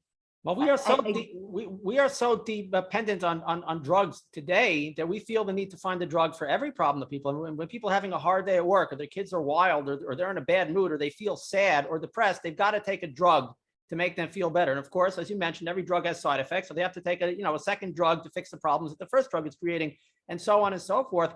People don't know how to actually be and live and deal with stress and deal with problems. Again, there are people that may have chemical imbalances, and they may need a chemical to balance that out for them. But most people in the course of normal life are going to have good days and bad days and difficult periods and easier periods and mood swings. And they need to know how to learn to function and deal with that without medicating it. Right. So again, I would go back to infancy and mothers who sleep train. And so many mothers are just tired. And this is the norm, your baby's 6 months or 7 months, and it's time for them to sleep through the night, and you can sleep train.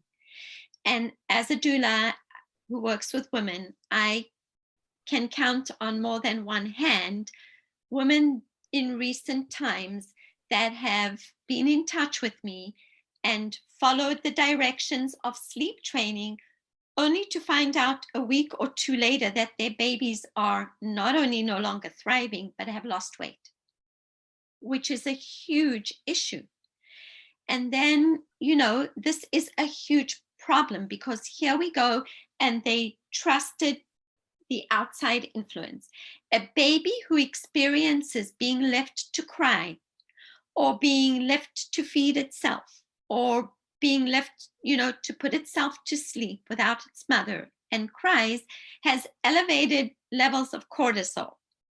Science tells us that babies with elevated levels of cortisol are even more at risk for eating disorders, for severe anxiety as adults. So we have natural ways of healing, and everything is inside us. Everything is from Hashem. We can heal. No, we lost Gilla. We'll get her back. I think the drug companies cut off her internet service. Could be. I also, I want to say really quick, all of these things that we're talking about, the pharmaceuticals versus the natural healing, besides the side effects and the other things that we already touched on, is the recovery rate. You recover, the child recovers so quick because all you're doing is supporting the immune system rather than, like we said, try to get rid of the fever, try to get rid of the problem, medicate it, make it go away, subdue it. You're actually supporting the immune system, and then it just takes over. It does what it needs, and then it's done within, a certain very short amount of time, and then you don't see it again. You don't see, another week later, there's an earache. Another week later, there's, some other repercussion of those drugs or the suppressed immune system or the suppressed virus or whatever it might be. So you recover so quickly, and then the child never even, you don't dwell on it and you move on. The recovery is so fast and so natural. They go down and then they come back up, and that was it. Okay, I'm going to ask both of you to share final thoughts or any topics that we haven't covered that you want to share with the audience. But before we do that, I want to thank my mother, who I think has stepped away. She has 7 children. I am number 5 out of the 7. And she gave up a promising law school, possibility of being a lawyer, to have more children. She had children into her 40s. There's about a 20-year age gap between the oldest child and the youngest child. She was a stay-at-home mom. It's something that you don't find commonly anymore.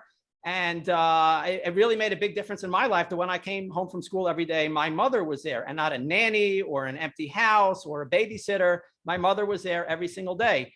And there's no substitute for that. And I think that I hope that I'm paying her back nowadays, but I know that her children and grandchildren and our great-grandchildren are the focal point of her life. And I don't think that she feels, I've never heard her express that she's sorry, that she wishes she only had 3 or 4 children so she could then be a lawyer. I don't think she misses any of that. Gilla's going to be rejoining very soon. I don't think she feels that she missed out on anything in life.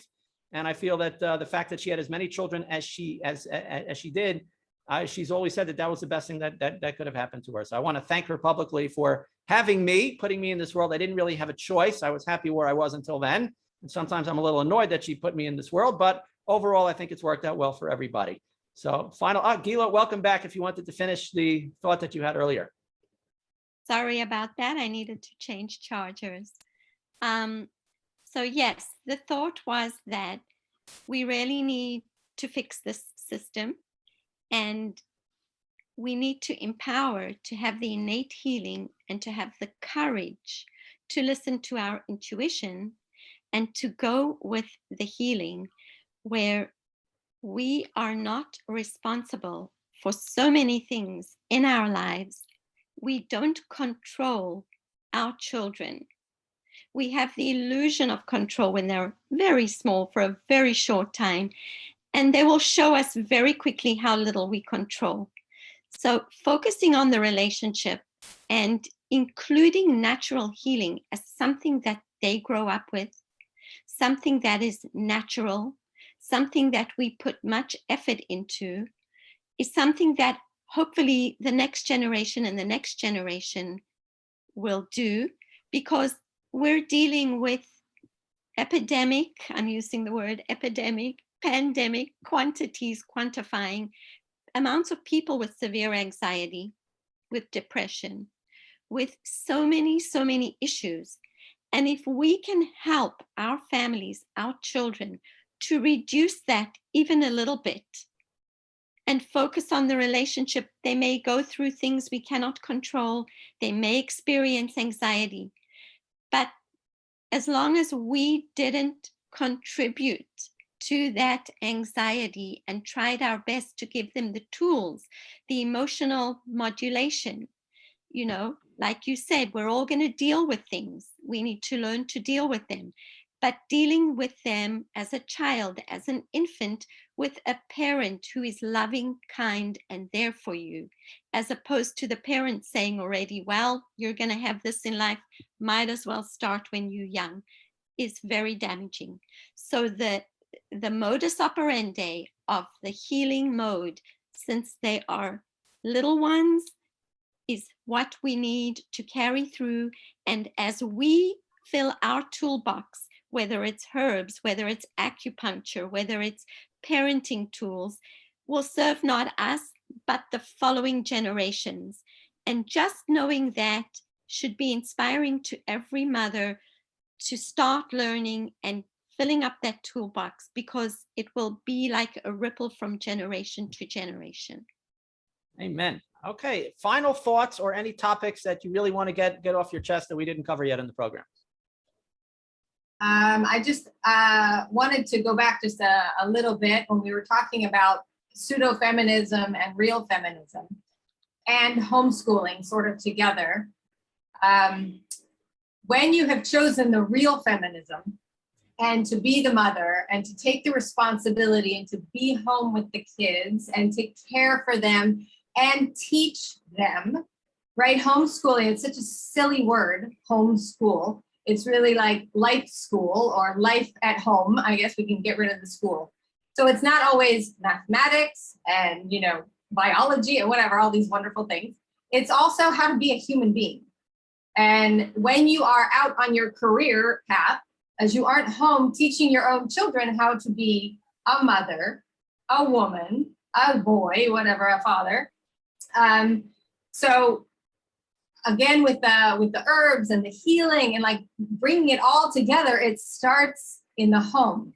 And even if you're almost not doing anything, maybe you're just learning, maybe you're just reading, you're seeing videos on the computer, your kids are in the back and they're listening and they're watching. And so they grow up knowing, oh, there's this herb, or, oh, there's this idea, or, whatever it is that you maybe aren't directly teaching them, but they're watching you. And so they are unconsciously learning how to do things naturally, how to trust their own bodies, how to be a mother, how to be a father, if the father's around, that kind of thing. So it's a homeschooling, anti-feminist, however you want to phrase it, but it's bringing it all back in, and then it all ties in, and you barely had to do anything, but just be a really good example and believe in what you're doing with all your heart. So you're not saying something and doing something else. It has to work together. Well, I want to say that my children are perfect. I mean it completely. Now, that doesn't mean I don't get frustrated and we don't fight and they don't bother each other. No. That they are perfect because Hashem created them that way. And my job is to give them the space to be whatever Hashem created them to be. So when we talk about teaching your own children, it isn't sitting down and giving them math and whatever, just like Gilla said. When she had kids who had an interest in math, they found that, they sought it out. My job as the parent is to help them find their own way, their own voice, and say, oh, are you interested in math? Well, that's cool, because mommy knows nothing about math. But if you want to learn more about math, we have this friend who's a math professor, and there's this really, I asked my friend and she gave me this great book about quantum something or other for my daughter who was into it. I don't know about this stuff. But I taught them how to seek out resources to learn what they need to learn on their own, just like they learned how to walk on their own, talk on their own, read some of them on their own, many of them actually, and many different things. I didn't sit down and teach them math. I sat down and made cookies with them. And then I said, let's double the recipe or let's quadruple the recipe as we did today, because we're a large family now. That requires math.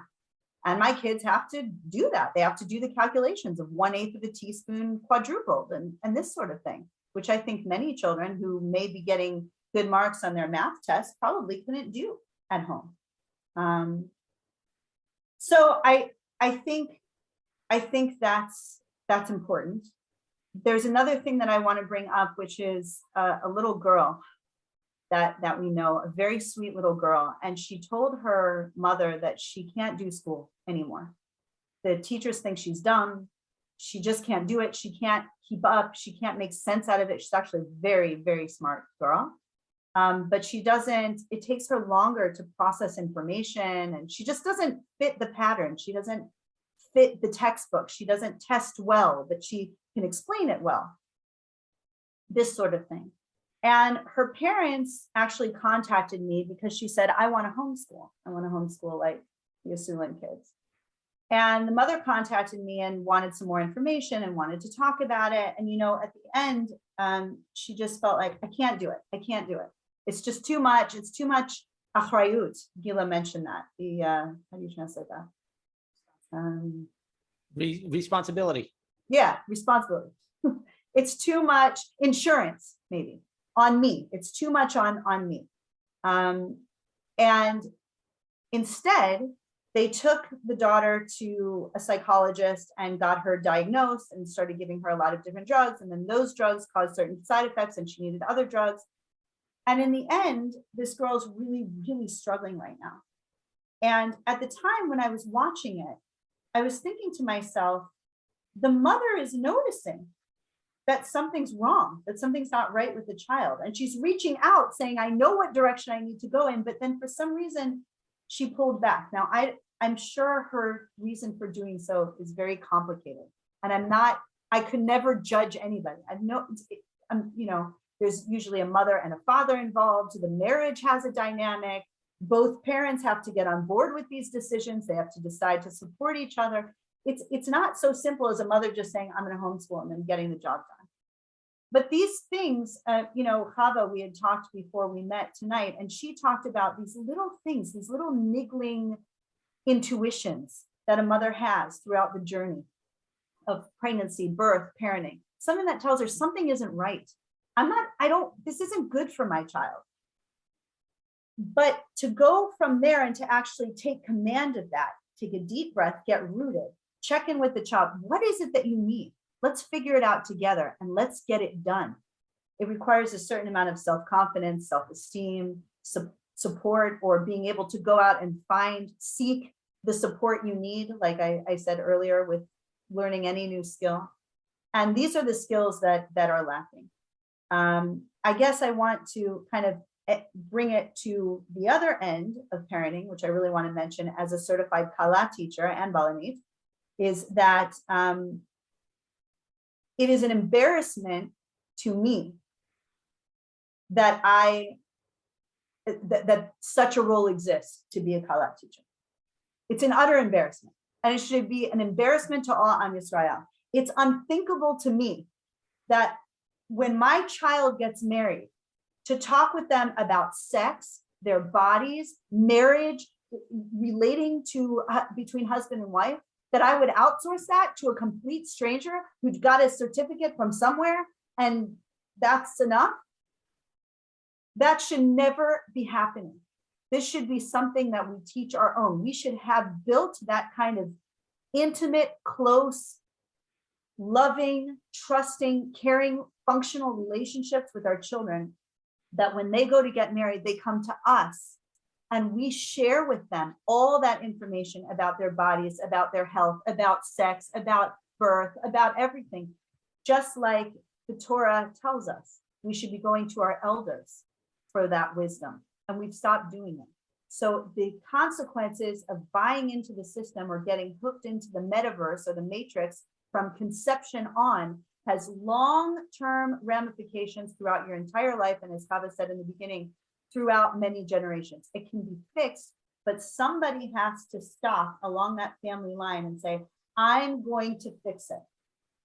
And see how far you can get with the child, and then hope when they grow up, they're going to carry on that. And by the grandchildren, they're going to have it back together. When my children are sick now, I still nurture them and I still take care of them, but they also know what to do and they're nurturing each other. When the little ones are sick, I see an older one come over and say, I want you to take a deep breath out and relax your whole body. Your body knows exactly what to do. I didn't sit them down in school. I didn't give them a test. I didn't give them text to study and memorize how to say that. They learn it organically because that's how my home is run. That's how our home is run. And on top of that, I have been out running my businesses or doing what I'm doing, and I get a phone call from my kids saying, my sibling has X, Y, and Z, and they're going to need X, Y, and Z herb. How much yarrow should I give and elderberry, or should I do the elderflower instead because this one's under a certain age? My kids know exactly what herbs are needed because I teach them, I consult with them, I tell them, you know what, maybe you'd like some elderberry to help with that, or maybe you'd like some chamomile for that, or whatever it is. Why? Because your tummy hurts, you know, or you have a migraine headache. Maybe you'd like to breathe in, do some steam inhalations, or breathe in some peppermint or lavender essential oil. Let me know if that helps. And together we learn about these plants, and then they can help one another. And I become less needed, and they become more self-sufficient and are able to even extend that to helping others, which is really the Torah way of life. Gilla, any final thoughts? I would like to add that sometimes when we talk, but even though we share stories, our kids may be perfect, but we don't live perfect lives. And I like to view mothering as a tool for growth. Hashem gives us these neshamas, these neshamot, and they each come with their own journey and their own mission in life.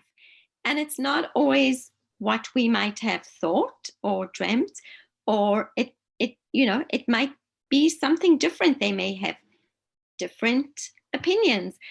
I remember my kids, I always used to say, I raised them to be opinionated and to think for themselves. And then they have different opinions from me. That's the biggest life lesson. So I'm a mother of 8 kids, and 7 of them are over 18. So I've already been a mom to 7 teenagers. You know, sometimes you're lucky and you get through one and it's a joy, and another one, you know, there might be some challenges, but going through 7, some of them are even more challenging. And we have choices. We can pull our hair out. We can get more gray hair and more wrinkles. We can also turn the other way and say, what can I learn from this? How can I focus on the relationship? I may not be able to change the situation, but I can change the relationship. And I can focus on what can I learn from this? How can I be a better person? How can I be a better mother? Is there a message here from Hashem? And that's really what I would like to give to everyone else, is we all have moments of like, and why, and all of those things. And just stop a moment, take a deep breath, and then turn it around. Turn it into something positive. You benefit from it, and your kids benefit from it, and everybody else around you too, because you won't be like crazy. And that's really the last few words that I want to leave with everyone, is we can take all of these situations and change them for the positive and grow from this. Thank you very much, Gilla. Thank you to all of our panelists. I think you guys are all firecrackers, and the Jewish people are in very good hands when we have mothers like you, and we need more mothers to learn from your example. Again, getting back to the parsha with Shifra and Pua, I realized that Pua and Paro are almost the same. They have all the same letters, except Pua has a Vav and Paro has a Resh, which almost look exactly the same, except there's a little slight difference. The Resh is a little bit of a longer line on top. Otherwise, they're exactly the same. So we see the very fine difference between being a Pua, which is a mother that takes care of the child from the moment of birth and takes care of it and takes full responsibility and is a real Jewish mother, and Paro, which is trying to kill the Jewish people. It's a very, very fine line, and we have to be careful to be puas, to have puas in our lives, to be puas and train our daughters to be like that, and not to hand over our children to Paro. So thank you again, ladies. I think you're all terrific. You're all Ashes Chayils. Thank you, Lowell, for putting the program together, all of our audience for joining us, and the program will be up on Rumble within 24 hours, so stay tuned for that. Thank you again, everybody, and have a good night. Thank you. Thank you so much.